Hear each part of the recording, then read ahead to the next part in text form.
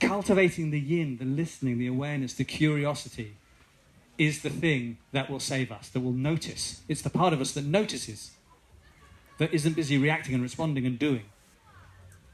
When something happens, we've been taught to jump into action, to make it back how we want it. But actually the wisest thing anyone can do when something heavy happens, unless it's the kid drinking bleach under the sink, for most things, the best thing to do is actually stop. That's what I want you to do for the rest of your life. Whenever something triggers you or you feel bad, I want you to forget about the immediate control, unless it's the kid drinking the bleach or something super urgent. Go in, the opposite from out. Don't go external, go internal. Go, oh, hello, stop, listen, feel, who's in there?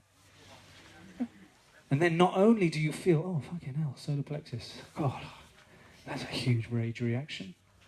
I want to push a rusty nail into your eye. That's not very good. And you stay with it. And eventually the charge goes down, and then you can have an adult conversation with whoever did what. But go internal first, and then the body, once you're feeling it, it's going, and you're a cup of shit lighter emotionally that day, and less reactive tomorrow. Because believe it, we've all got a big backlog to get through. You know, we've become so fragile with this backlog that, you know, we're not living anywhere where bombs are dropping or where there's not clean water for 8 miles or anything like that. But we will fuck up a whole day or a whole relationship over the tone of voice you just spoke to me in. That's how fragile we've become.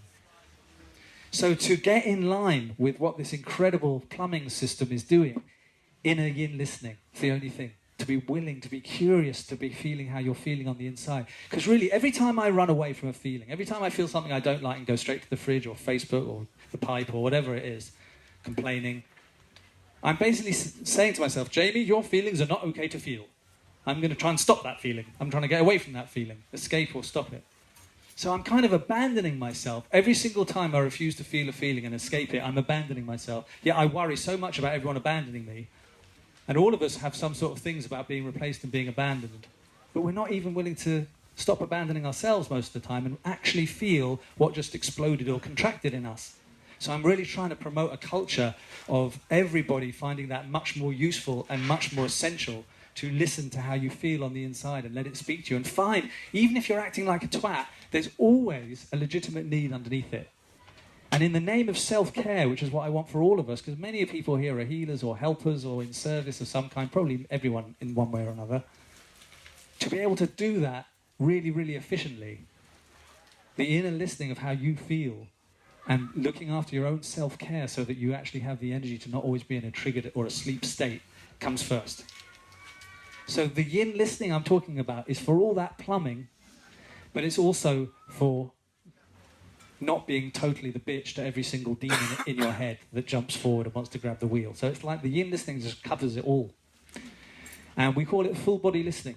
And constantly being intimate so much with your insides that you know how you're feeling before you blurt it out or do the unhealthy thing. You notice it quickly enough. Become black belt noticers. But really, really take your self-care seriously. Because all of us are having a lot pulled on us at the moment. And there's, you know, it's traumatic times. We might be extinct by next Tuesday, apparently. And I want to build a regenerative world. That is my excitement, whether it be on a planetary level or a sustainability of myself. And I know it starts with this inner listening of knowing how I feel. And even if I'm being a twat, listening to the legitimate need underneath it and meeting it. Above all of it is the chest rub.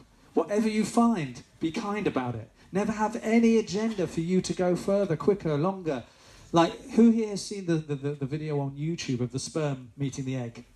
You've seen it all. I mean, amazing. One sperm meets the egg. That was you. You're a fucking winner. Yeah.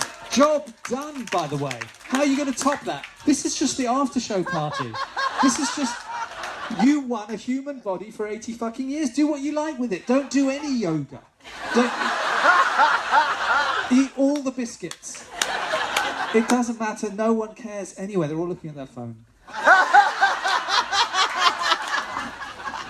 So please give yourself a break. Let yourself off the hook. Whenever you catch yourself, if you want to make an adjustment, make a kind adjustment. Just like when you're sitting on a bed and a baby keeps crawling off the edge of the bed, you just go, oh, no, not that way. And you carry on to it. Oh, no, not again, this way. Okay. Oh, You never go, baby, stop going. You just wouldn't expect it. Of course, it's a baby. It's going to keep trying to crawl off the edge of the bed. Like with you, you're never going to be different. The mind, the anxiety, it's always going to do that. So just always kind, always patient, never having any agenda. Because this reality is a rodeo horse covered in Vaseline.